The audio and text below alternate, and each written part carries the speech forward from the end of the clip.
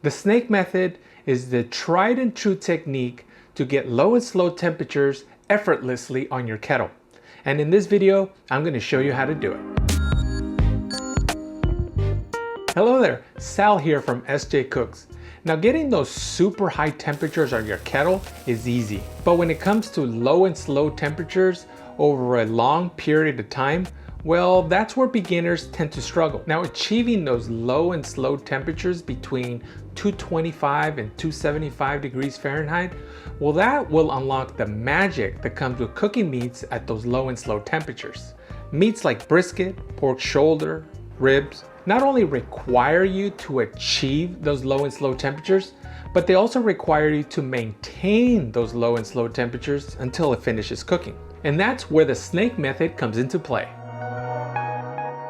How does it work? Well, you start stacking your charcoal on the side of your kettle.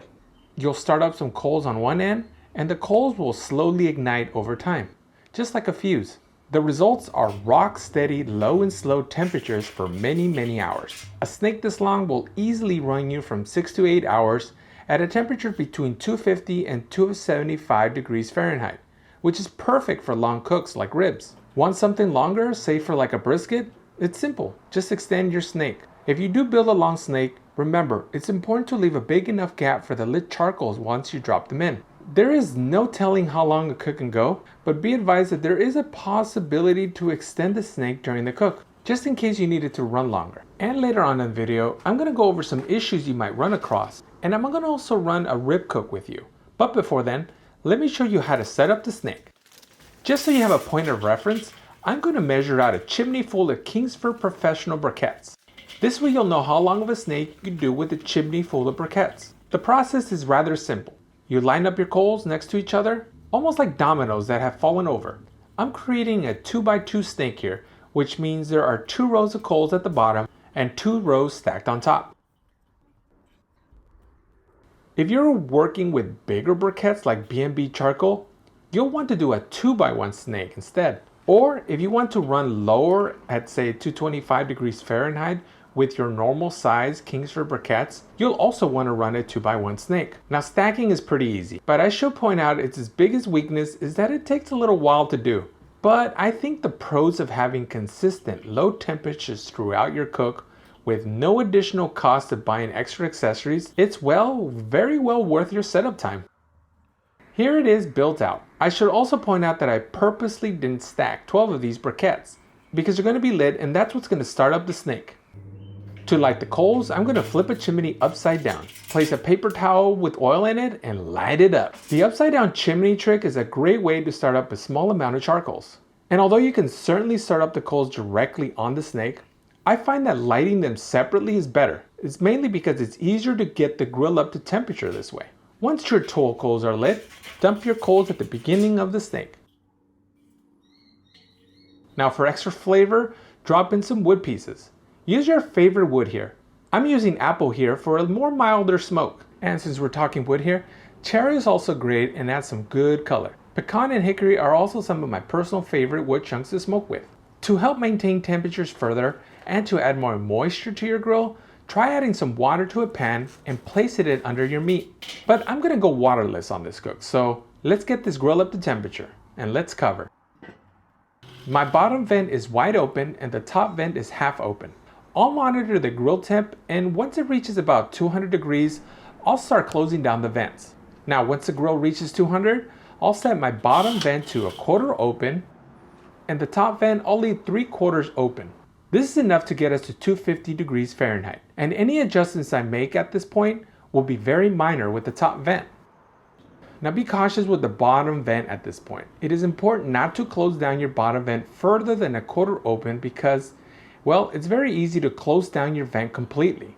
And that's not something you want to do, because if you close down the bottom vent all the way, it's going to create some dirty smoke. Pro tip, I like inscribing my bottom vent with marks. This way I know how wide the vents are inside the kettle at all times without having to open the lid. Once your grill has reached 250 to 275 degrees Fahrenheit and it's running rock steady, you can place in the meat you're about to cook. For demonstration purposes, I'm going to cook up these ribs. Now for these ribs, I'm doing a standard prep. I'm removing the membrane and hitting it with an all-purpose rub. It's incredible. And then hitting it again with Al Lunacy's Squash Bark Rub. It's the first time I'm using this combination, but I'm sure it's going to be awesome. Let's place these ribs on the grill, which is running steady at 260 degrees. Cover, and let's get the party started.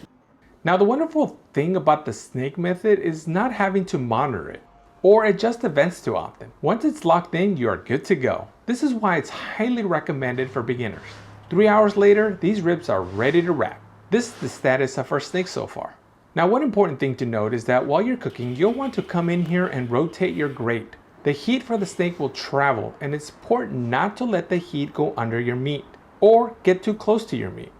I'm doing a standard wrap for these ribs. I'm using butter, honey, some more rub, and some barbecue sauce that I watered down with a bit of apple juice. Once wrapped, let's place back on the grill.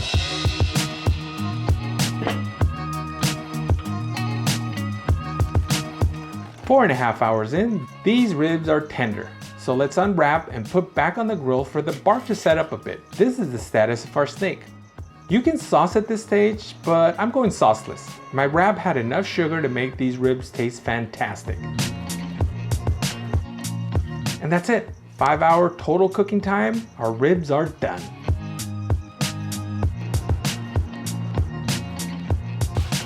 Give them a quick slice.